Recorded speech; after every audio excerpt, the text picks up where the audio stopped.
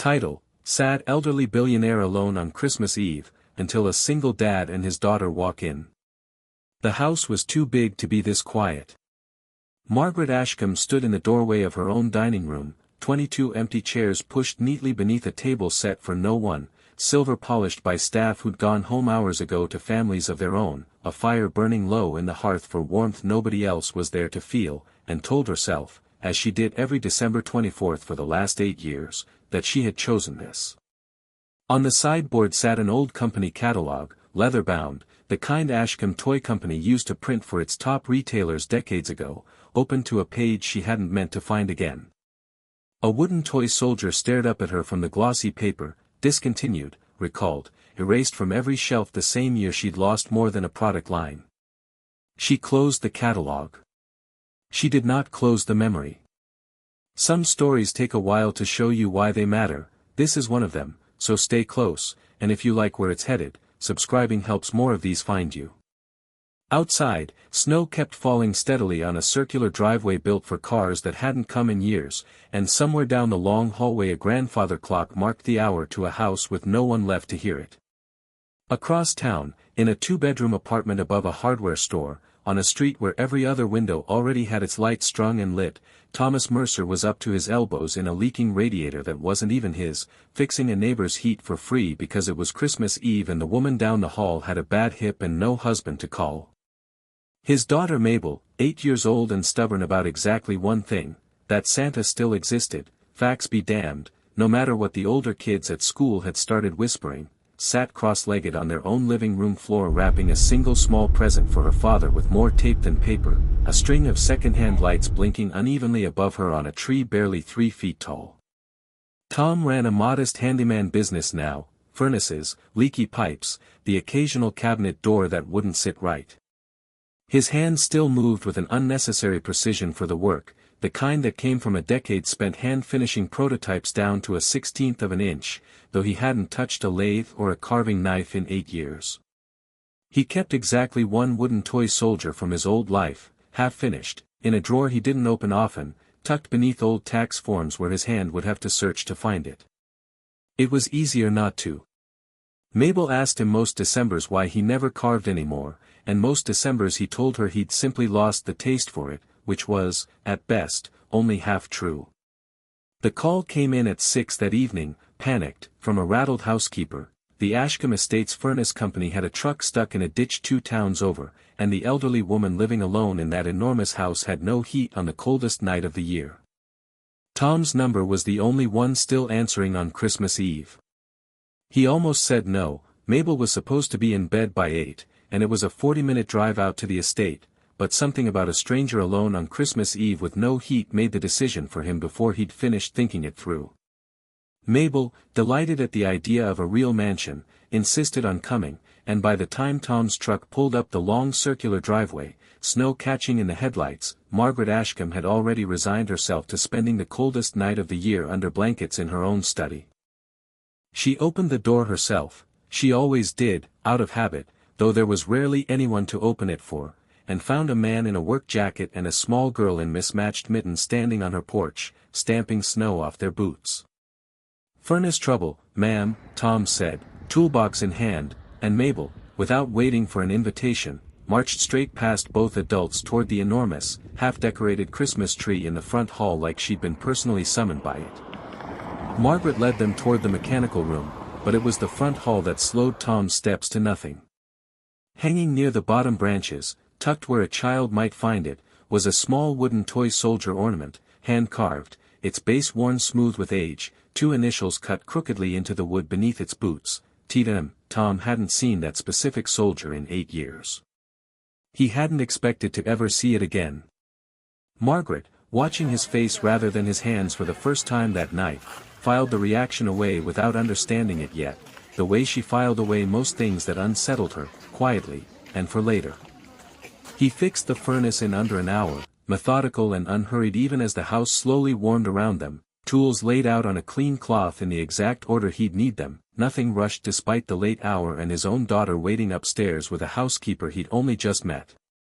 Margaret found herself lingering in the doorway of the mechanical room rather than retreating to her study as she'd planned.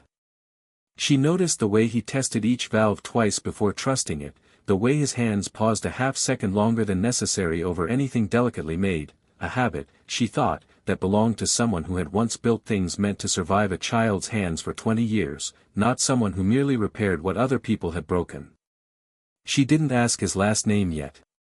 She only offered them both hot cocoa, more out of guilt than hospitality, and neither Tom nor Mabel had the heart to say no on a night this cold. Mabel already halfway through describing, unprompted, every ornament on the tree she considered worth discussing.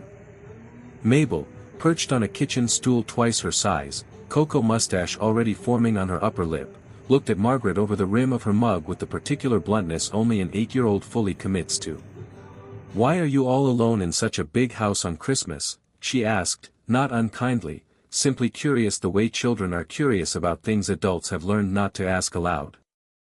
Margaret opened her mouth for a polished, practiced non-answer, the kind she gave board members and old friends alike, and found she couldn't quite manage it in front of a child who clearly expected the truth. "I suppose no one's found a reason to come," she said instead, surprising herself, and Mabel considered this with the gravity of someone twice her age. "That's a sad reason," she said.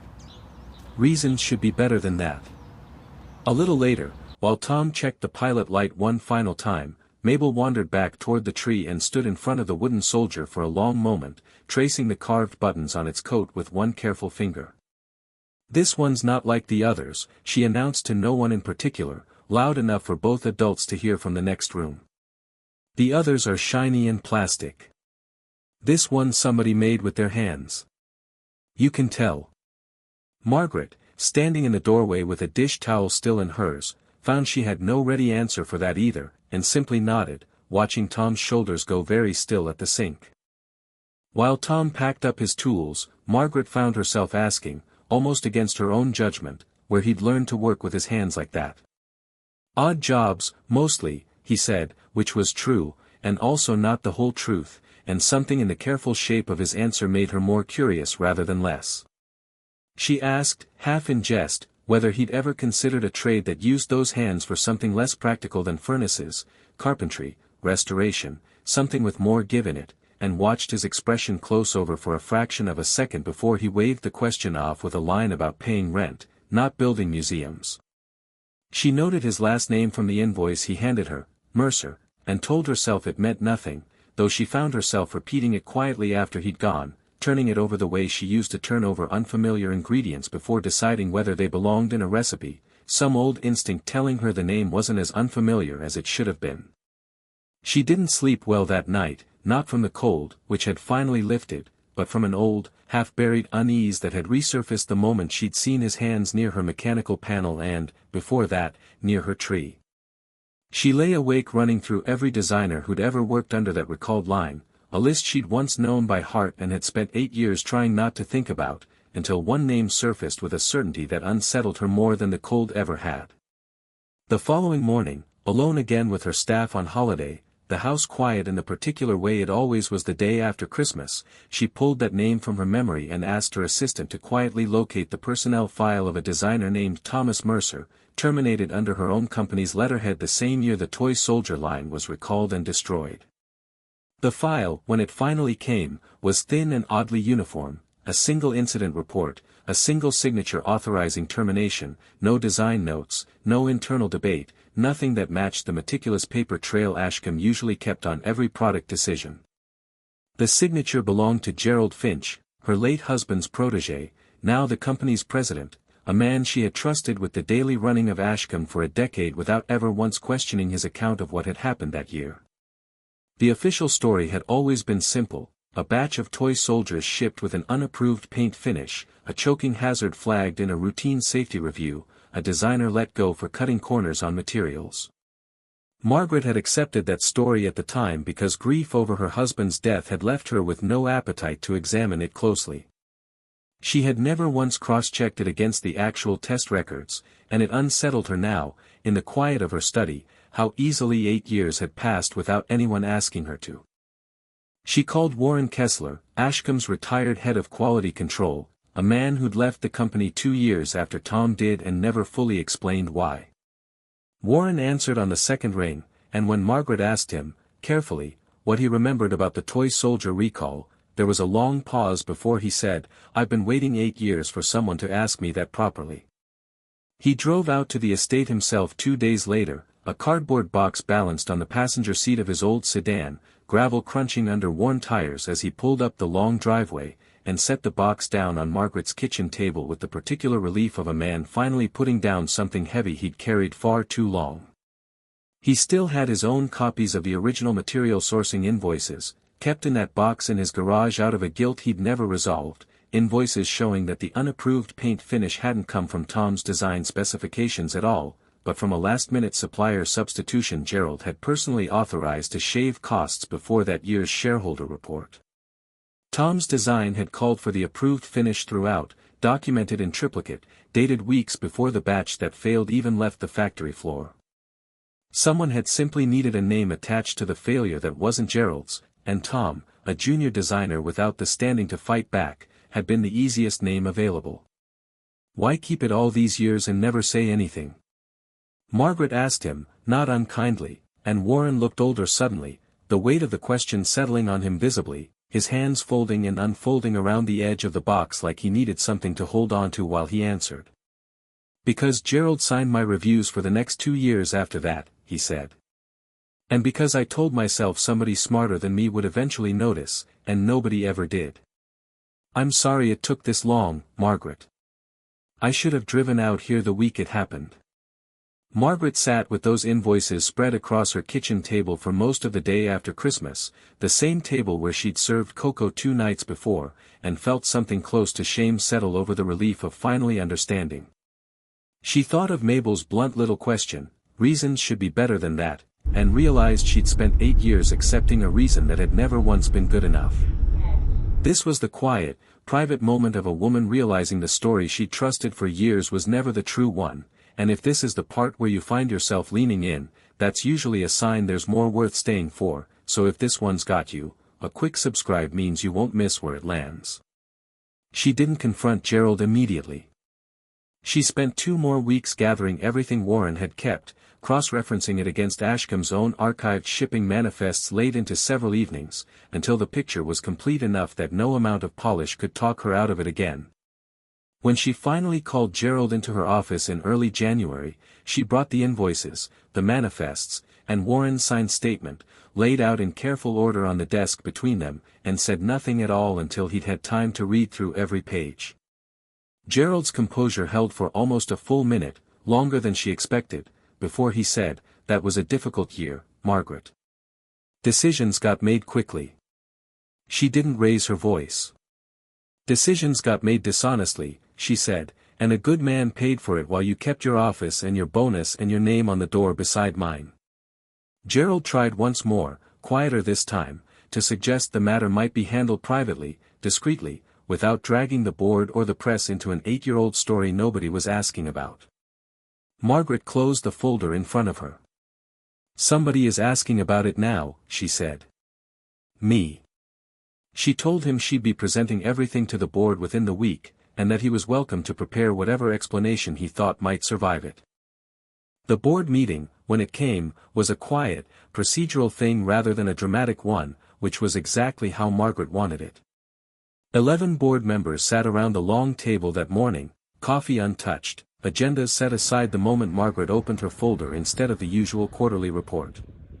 She walked the room through 8 years of buried paperwork in order, the supplier's substitution, the falsified safety review, the single-signature termination with no supporting design record behind it. She read the dates aloud, the invoice numbers, the exact wording of the incident report that had never once mentioned Tom's actual design specifications. Warren testified in person, his voice steadier than he'd expected it to be after years of quiet guilt, laying his box of invoices on the table for anyone to examine. "I kept these because I couldn't make myself throw them away," he told the room. "I'm sorry it took a stranger's furnace call to bring them out." Gerald tried, briefly, to characterize the whole matter as ancient history unworthy of the board's time, then as a decision made under pressure he no longer fully remembered, and each time the room's silence made it clear neither excuse was landing. One long-serving board member finally asked him directly, "Which invoice would you like to explain first, Gerald?" and he had no answer that survived the question. He was asked to step down before the vote on his removal was even formally called, and Ashcombe's council began drafting a public correction to the toy soldier recall the same afternoon, the first time in 8 years the company's official record would match what had actually happened. Margaret called Tom herself once the paperwork was final, not to apologize over the phone, which felt too small for what she owed him, but to ask if he and Mabel might come out to the estate again, this time for dinner rather than emergency repairs. He arrived uncertain, toolbox left in the truck this time, unsure what he was walking into, Mabel's mittened hand in his as they climbed the same front steps they'd stood on weeks earlier in the snow. Margaret met him in the same front hall where the wooden soldier still hung, and without much preamble, told him everything Warren's files had shown her, the substituted paint, the falsified review, the 8 years he'd spent believing a story that had never been true. Tom listened without interrupting, jaw tight, and when she finished he was quiet long enough that Margaret began to wonder if she'd made a mistake asking him back at all. "I used to lie awake wondering what I'd done wrong," he said finally. "Whether I'd missed something in the design that really was my fault.